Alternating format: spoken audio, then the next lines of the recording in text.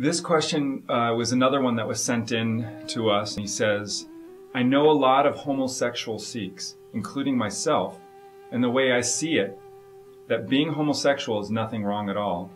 And he says, I think everyone deserves love, to be loved, and he's basically, feeling that a lot of people are judging him and that this really has to do with love. And whereas oftentimes people look at,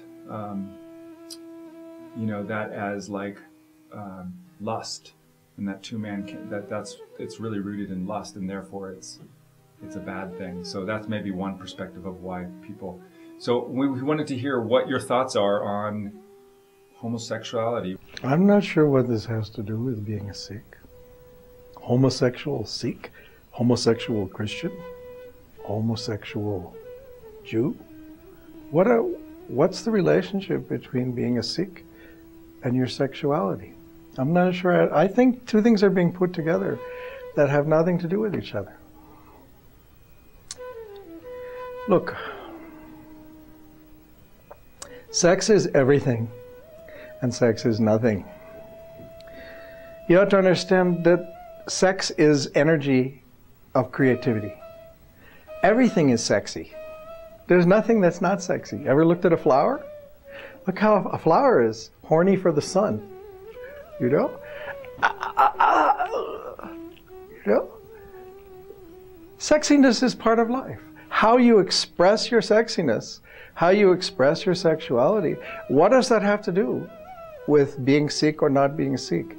Why do people feel that the occult tucket is in their bedroom?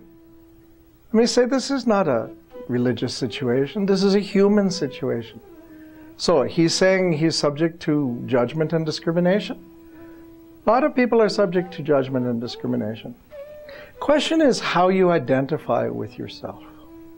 If your identity is that you are homosexual and you want to be that and you say, I am a homosexual, I'm going to say, I would prefer to say I am a homo sapien.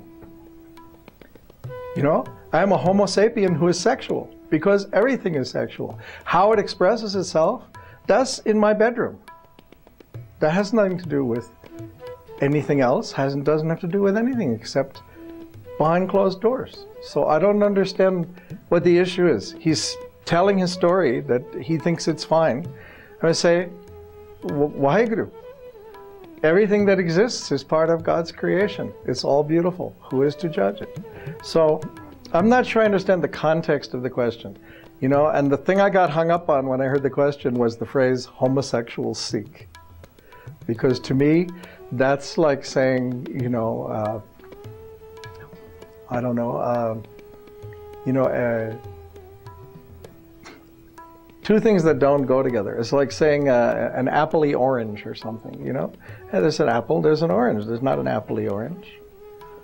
So I'm going to say the question to me, there's something underneath that question that's not being touched, which is that sense of how you identify who you are in the world. And if your identity is your sexuality, well, then that's the situation, the predicament you have to go through in your life and understand it, right? So everybody gets put in the situation they have to understand. You understand what I'm saying? Everything is full of sexual energy anyway. The question is where you go, what you do, how you do it. I'm going to say, who's to judge that? It's your own affair. This topic is really universal, probably with any religious background. It's really, I think, because it's not the dominant or the norm, it's looked at as something that's not right or is not correct. And so when you see somebody and they're Sikhs and they might say, this is against our lifestyle, this is wrong. Against our lifestyle. There are homosexual giraffes. I mean, say, are they against the giraffe lifestyle? I mean, I don't understand. This issue seems to be such a non-issue to me. It's about some kind of mental attachment to the judgment of it. That somebody says, ooh, two guys doing it. I mean, that's disgusting. That's the wrong hole. I mean, This is all a mental process that people go through in their own judgment of the situation. Fact is, everybody has at least 150 perversions. You know, some are big perversions, some are little perversions. We all know we have perversions, you know. We don't walk around pinning them all to our toe on the outside and saying, look, I had all these perversions. It's part of human nature to have kinks and twists and modes of expression and this and that and things that turn you on and things that don't turn you on. I mean, that's what it means to be human. So I'm going to say to anybody who wants to judge, enjoy your own 150 perversions and have a good time and enjoy them. What can I say? I mean, what are you busy looking at somebody else's for? Look at your own.